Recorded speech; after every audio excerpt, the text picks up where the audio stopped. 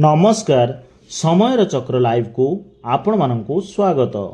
Baleshwar मुखशाला कहुवा कुरुड़ा bypass ठारू बालेश्वर सहरर प्रवेश पथ अत्यंत शोचनीय हो जाइए। बढ़ुवा दुर्घटना को नहीं रास्ता रोक।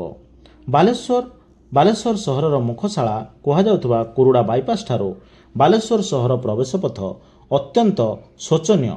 बढ़ुवा दुर्घटना को नहीं स्थानीय बासिंदा बारंबार अभियोग सत्वे कौनसी कार्यानुष्ठान न हेबारु रास्ता रोक।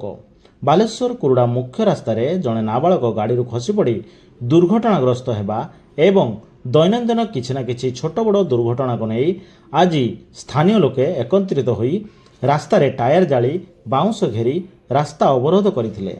ता सहित यातायात करुवा समस्त गाड़ी को बंद करथिले। फल अनेक चारि चकिया गाड़ी एवं टू व्हीलर यात्री माने हैरान हरकत हेबा सह सामूहिक उत्तेजना वृद्धि पाइथिबार देखिबाक मिलिथिला। उत्त्यक्त लोके बढ़ुथिबा दुर्घटना को नहीं रास्ता बंद करने सह रास्तार मरामती करने और स्ट्रीट लाइट गुड़ी को तुरंत मरामती निमंते डिमांड करी आंदोलन को जारी रखिथिले। एही खबर पाई सदर थाना पुलिस अधिकारी पुलिस कर्मचारी माननकु धरी पहुंचीथिले एवं स्थानीय अंचलवासी को बुझासुझा करी आंदोलन ओहरी जावाकू कहिथिले एवं यार प्रतिकार पाई निश्चित पदक्षेप ग्रहण करेंगे बोली सरकारी अधिकारी माने बुझाइथिले।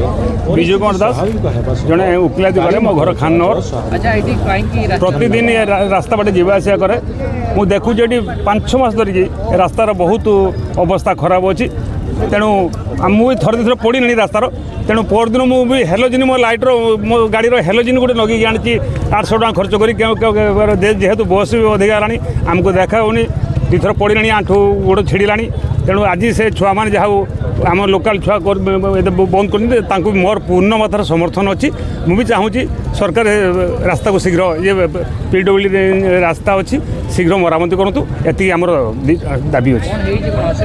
पूरा खाल अच्छी आप देखूँ भिजुआल पके देखूँ पूरा सबुआड़े खाल माल अच्छे गात अच्छी माने बाइक चले हेबनी कार भी मो कार भी पड़ू ये खाल ढेपर पड़ी बाइक चले होनी। मु परदिन कौन परदिन हेलोजिन गोटे लाइटर देखूँ हेलोजिन गोटे परदिन लाइटर नगे मो गाड़र नगे आनी हाँ हेलोजिन देखा होनी। रास्ता बहुत शोचनीय बहुत खराब रास्ता। तेणु आम आमर दाबी रहा जे यथाशीघ्र रास्ता पीडब्ल्यू मरामती करूँ।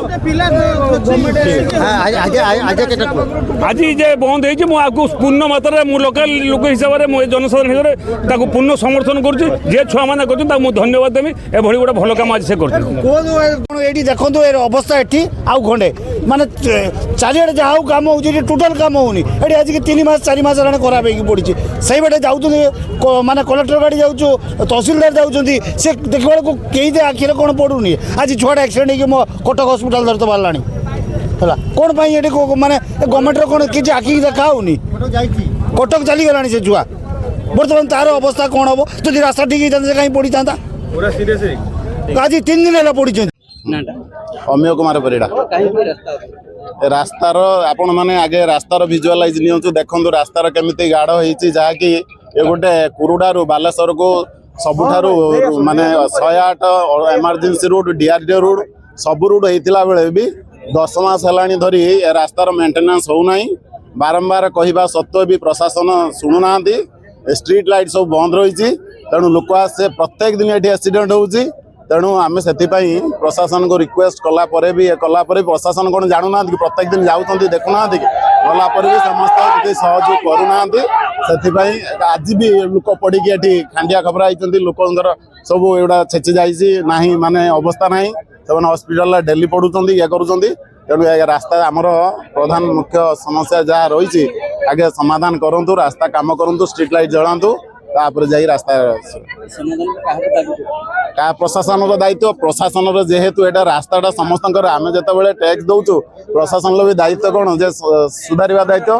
तेणु प्रशासन आदौ सुधारू ना समस्ते देखुं समस्ते आदिन जाऊँ गोटे माने कनेक्टेड रूट बालेश्वर डीआरडीओ सब कनेक्टेड रूट है भी लोकंर एग्जाम छुआंकर भी एग्जाम चलती किसी मेंटेनेंस ना। तेणु ये आम रास्ता जिते पर्यंत प्रशासन न आसबे कि न ये करेंगे से पर्यंत चली रही।